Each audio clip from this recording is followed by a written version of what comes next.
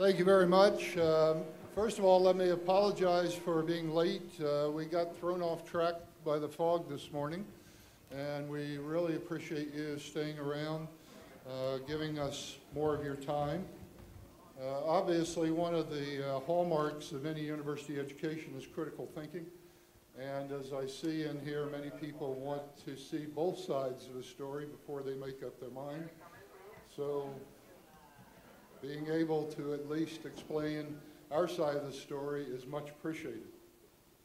My colleague Jacques Lecuyer and myself will spend about a half an hour or so just giving you a broad overview of the recommendations, why we recommended what we did, but more importantly, give you an opportunity to ask questions.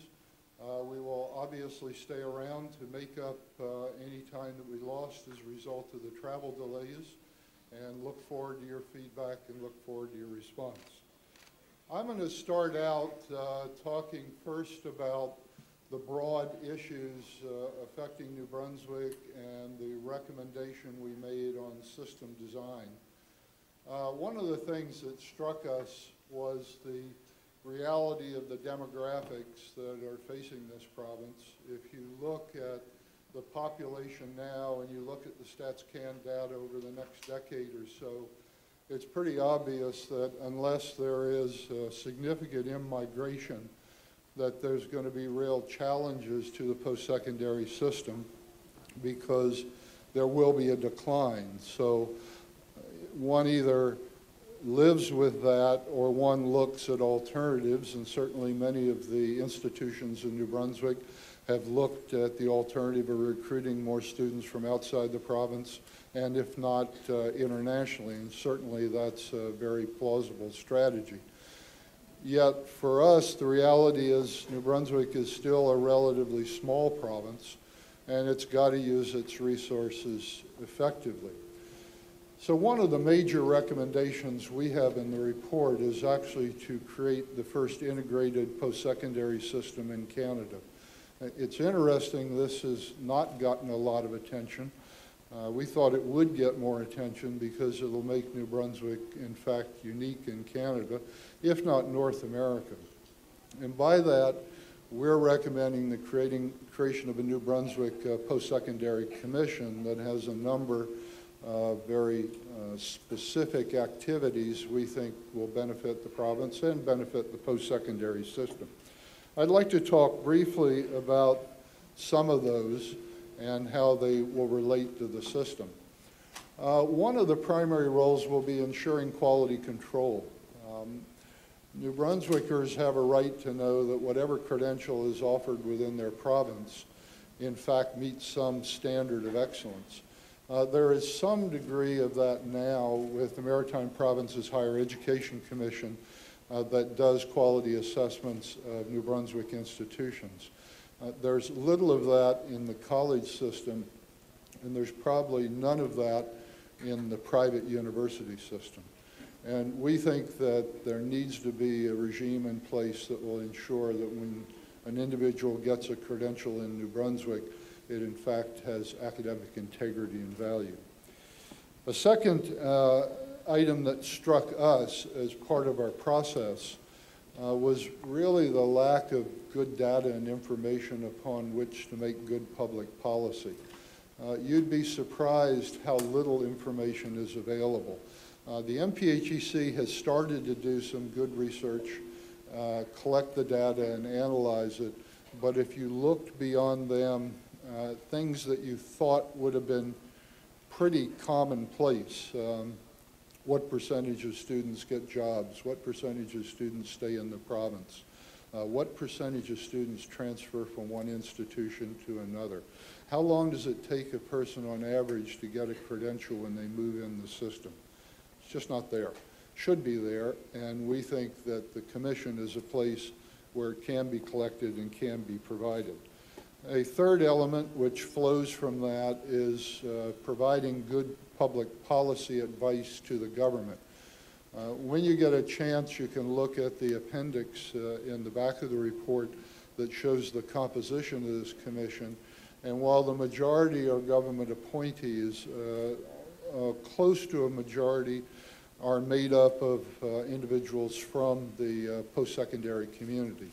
And we think that's a very useful composition that will allow for healthy debate in terms of how one strengthens the system, but still maintains some association with what the people of New Brunswick want. A fourth element, activity, is a review of strategic plans. If you're going to have a system, you need some mechanism to ensure the various parties in the system are actually working together. Strategic planning process is one. Many institutions in the province already have the strategic plans, but there's not a common place where they're reviewed to make sure the aspirations of one don't unnecessarily trod on the aspirations of another. So having that public availability and that public scrutiny, we think, is important. Credential recognition and transfer credit is an increasing issue not only in New Brunswick but across Canada. Students who have achieved something have the right to expect that that success carries on with them in life. Unfortunately, that is not always the case. People move from one institution to another and discover that what they learned in one place doesn't count at another place. And we don't think that's right.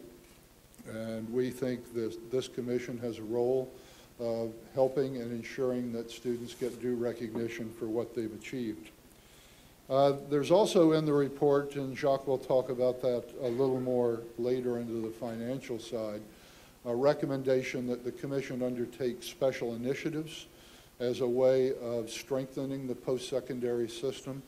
And we see them not managing them, but creating a process for determining where these special initiatives should arise.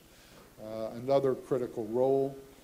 Two others, and then I'll move on to another topic. Being responsible for duality and linguistic requirements within the province and monitoring that. And the last, and again, it's one that's gone relatively unmentioned, which I think in the long run might be one of the more important elements in the recommendation, is the creation of an application and information portal for all public post-secondary applications. The concept here is not that the commission would do admissions, that has to stay with the institutions, but rather that there be a common place for people to make application. There are some efficiencies, but that's not really the reason why we want it. What we want, or why we're recommending it, is there be a single point of entry where people can get information that currently is dispersed everywhere. For example, when we went around consulting, what we heard over and over again is, I need career advice, I don't get the type of advice I need, I don't really know what I should be doing, I don't know where that will lead me. We can see this portal as a way of trying to provide that. In fact, there are some fairly robust systems available in North America now where people can go on, they can answer a whole series of questions, and they can at least get some aptitude type advice. But we see this as being more robust.